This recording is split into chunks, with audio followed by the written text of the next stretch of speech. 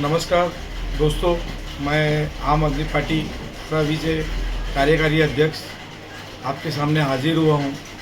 एक बहुत ही गंभीर विषय है हमारे हिंदुस्तान के अंदर। रेलवे एक ऐसा सोर्स है जो एक स्टेट से दूसरे स्टेट में कनेक्ट करता है। और जितना प्रवासी क्षेत्र जो है, जो लोग प्रवासी है, जो भारतों में कोई ना कोई हिस्से में काम कर रहे हैं, उनको अक्सर सफ़र करना पड़ता है। आज जो सबसे बड़ी जो दुविधा है वो ये है कि टिकट के नाम पे इतना लोगों को इस वक्त के दौर में इतना ठगा जा रहा है कि जिसकी कोई इंकियाँ ही नहीं बताई जा सकती है। ऐसी कई ट्रेनें हैं जिनका आपको वेटिंग लिस्ट बताया जाता है कि भाई वेटिंग लिस्ट चल रहा है, और फिर उनको तत्काल के लिए जब वो मजबूर होते हैं तो तत्काल में उनको चार्जेस भरा जाता है। कुछ जो बिचौलिए होते हैं, जो उसमें जो एजेंट्स वगैरह होते हैं, वो उसका डबल चार्ज करते हैं। और कहीं ना कहीं जब ट्रेन में जब आदमी सफ़र करता है तो ट्रेन की सीटें खाली होती हैं, और काफ़ी ट्रेनें ऐसी हद तक खाली जाती है जब सीज़न नहीं होता है, और जब बच्चों की छुट्टी गिरती है तो गाड़ियाँ फुल होती है। तो उसमें सबसे बड़ी दिक्कत ये है कि जब उसका टिकट जो RAC से जो कंफर्म होता है तो एक सीट पे साइड लोअर में एक सीट पे दो जन को बिठाया जाता है। तो मेरा भारतीय रेलवे से ये एक, मैं क्या बोलूँ, अनुरोध है कि कृपया करके यात्रियों को जो वन सीट पे आप दो लोग को भेजते हैं, कृपया करके मत भेजिए, क्योंकि आप चार्जेस तो पूरा ले रहे हो।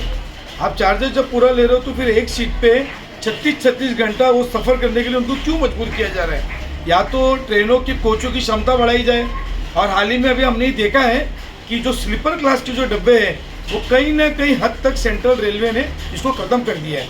हर कोच में आपको 5 डब्बे, 7 डब्बे या 6 डब्बे स्लीपर कोच के मिलेंगे, और पूरा मैक्सिमम ज़्यादा से ज़्यादा 3A की जो AC कोचेज़ है और 2 टायर AC कोचेज़ उनको बढ़ाया गया है।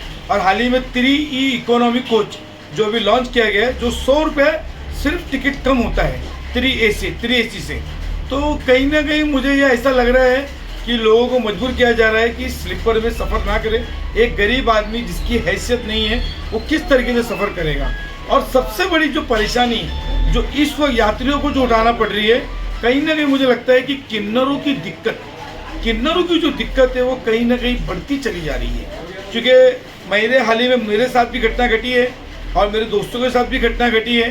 कहीं ना कहीं रेलवे में ये आ जाते हैं, जब इनको अगर एक पैसा दे दिया जाओ 10 रुपये 5 बार, तो दूसरा आता है। तो कहीं ना कहीं मुझे ऐसा लगता है कि 15-17 लोग इनका ग्रुप होता है, वो पूरे 50-100 किलोमीटर तक का सफ़र करते हैं और लोगों को ठगने का काम करते हैं। अगर नहीं देते हैं तो उनके साथ अश्लील हरकत करते हैं, उनको गालियाँ देते हैं, उनका मोबाइल उठा लेते हैं। तो कहीं ना कहीं रेलवे को इसके ऊपर बहुत गौर करना चाहिए और कोई ना कोई एक अच्छा कानून दायरे में लाके ये चीज़ को समाप्त करना चाहिए।